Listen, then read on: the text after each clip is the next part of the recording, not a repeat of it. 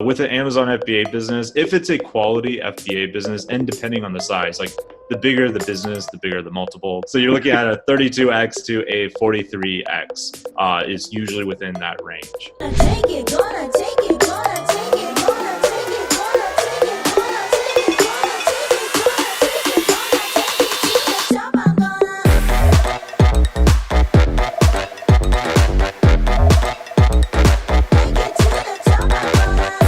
Welcome, everyone, to another episode of The Road to AdWorld.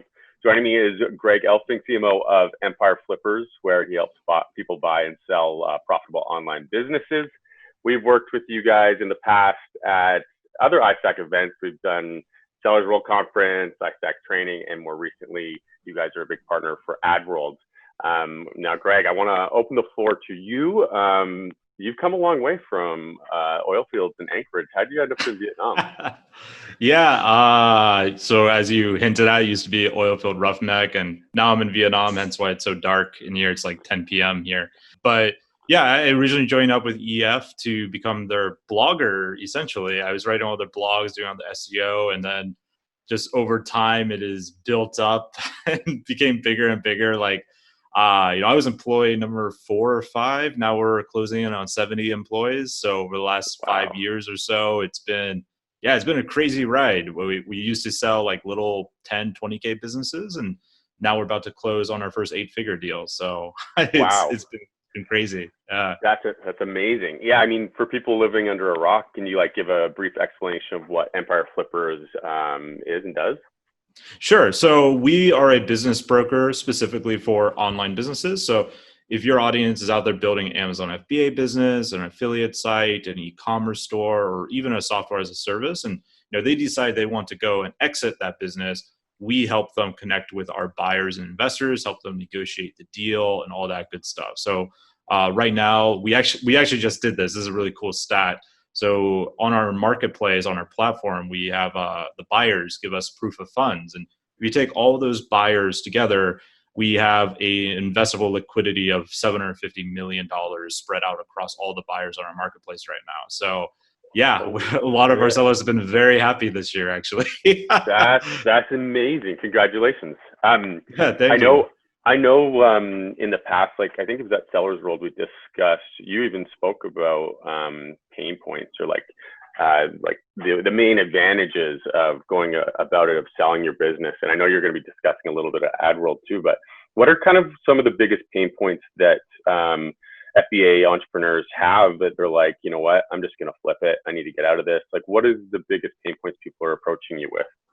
So the most common that I see is the hamster wheel effect, which is you're growing your Amazon FBA business, but in order to grow it, it is so capital intensive, right? So we have a buyer. He actually says, "I love 6-figure Amazon FBA entrepreneurs because they're these super successful entrepreneurs are super broke because they're just putting all the money back in inventory, right, to scale and grow and all this kind of stuff." So when you sell your FBA business, especially if it's your first one, you get all that capital that you worked so hard to build, and you take all that risk off the table. You no longer have to spend all this money into inventory, et cetera. And it actually makes your next FBA business, because usually entrepreneurs have multiple different projects. It actually makes running that next FBA business so much cleaner, less of that hamster wheel effect and stress and all that kind of stuff. So that's a big reason I see people sell, to get rid of that pain point and to give them the capital they need to focus on other projects. Yeah, no, that makes sense. So what, for audience members who are just hearing about it, and what are the types of online business? I know it's not just FBA, but for people to kind of envision, if they have a small, medium, or large size business, what are the ones that are coming through the most on the marketplace so you can help people realize this is potentially for them? Yeah, so we have a ton of different business models. As you know, the internet is filled with them, but the 3 main ones are going to be content sites. So those are magazine style websites, usually monetized through affiliate or display ads, usually a combo of both. Then there are e-commerce, obviously, and within e-commerce, there's drop shipping, Amazon FBA, and more traditional e-commerce, just source your own product, have your own Shopify store, and then of course SaaS, software as a service. So those are the 3 main cores, and there's a bunch of much more esoteric ones we've sold, but those are the main core. Have you seen any interesting spikes lately? Like content marketing for us at AdRoll, we've not super surprised, but it's taken the lead of the biggest interest. Everyone's looking for primary data, first party data. Have you seen like any interesting spikes on your end with the amount of data that you have in insights? With like content sites specifically, like those The style one, of businesses? the ones that are kind of peaking up that you're like, holy shit, this is where a lot of money is. These are the type of people that have kind of surged onto your marketplace. Oh, Amazon FBA, hands down. So there is a lot of dry tinder with big money institutional buyers. Like we have a customer who just raised over $200 million to go and acquire businesses. I think I know which one. Yeah. Well, we have another customer that told us specifically, hey, you let us know when that person makes an offer because we'll beat that, whatever offer they're making. Just let us know, we'll beat it. So there's like all this convergence of institutional buyers coming in to buy Amazon FBA businesses. They have other strategies, other growth strategies to take those businesses off of Amazon sometimes.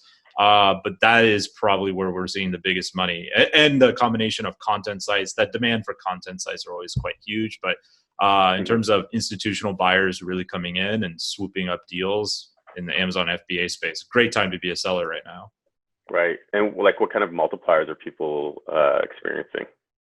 That's a very loaded question because it is very, very unique with each business. But with an Amazon FBA business, if it's a quality FBA business, and depending on the size, like the bigger the business, the bigger the multiple, like the more net profit you make, the more you're going to be able to sell it for, obviously. But you're looking at between like a 32x, and that's a monthly EBITDA, not annual EBITDA. So okay. Just to be clear, so you're looking at a 32x to a 43x. Is usually within that range. Wow. Most of them, I think this year have been falling around the 34, 35x, but we are seeing those multiples go up because demand is starting to pick up even more. So first quarter of 2020, when the whole world was on fire, no one was investing. It was a terrible time to be selling businesses, to be honest. But then in Q2, they just came roaring back. And in Q3, they're still deploying all that capital because now the world is somewhat stabilized and they're ready to get going again on acquisitions. Yeah, that makes sense. If people are interested, like if people haven't been preparing themselves, what are the biggest things that they should be considering if they wanted to position themselves as a sellable asset? So the biggest mistake I see, especially in FBA entrepreneurs, and it makes sense because a lot of them are solo. They don't necessarily have a big team, and usually they're more creative types than the math types. Is their P&L. So when an FBA entrepreneur comes to sell their business with us, the first thing we do once it passes our 5-minute check to get the vetting process going is we'll build their profit and loss statement for them. And this is like, it sounds so simple, but this is the biggest hiccup that most entrepreneurs fail at.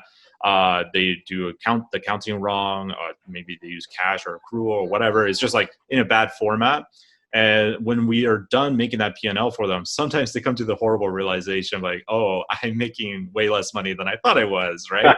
So this is like the most important document. If your P&L is wrong, then a savvy buyer, especially if you have a $500,000 or multiple 7-figure Amazon FBA business, if they see your P&L is wrong, they're going to wonder, well, what else is wrong? This is your most important document. Like what else is not like taken care of here, right? So that is the biggest thing right there. And like what you're saying is you assist them, like for right now, they should just be keeping things clean and tidy. But what Empire Flippers does is they produce that report and clean it up for them before they approach any buyers. Oh yeah, 100%. If you come with us, we'll do it for you. But if you want to sell privately, like it is worth every cent hiring a bookkeeper or accountant to help you out with that. Because that is such an important document to have. And that is like the boring but the simple answer, the part where people usually mess up. That's always how it ends up being. I mean, yeah. Most people are more visionaries and marketers and not numbers people when they get into the business. And if you are, you're one of a kind. With AdRoll, you'll be speaking on the asset flywheel, how selling your FBA business is the start of your business. For attendees or potential attendees listening, can you give a brief rundown of what they should expect to learn when they experience your show? Yeah, so I like to call this kind of like becoming your own venture capitalist in a sense. So a lot of FBA entrepreneurs are always launching new brands, right?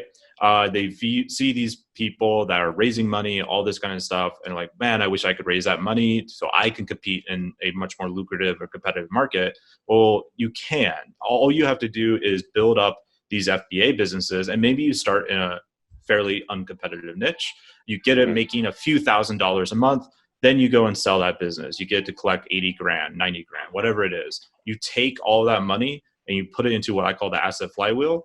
And all that money is used to either build new FBA businesses or buy smaller ones that are already making money and scale it up using that capital. Because like I mentioned earlier, the moment you sell that first business is the moment that you start breaking that hamster wheel where you're not just like constantly running with credit cards maxed out to buy inventory, all that crazy stressful stuff, right?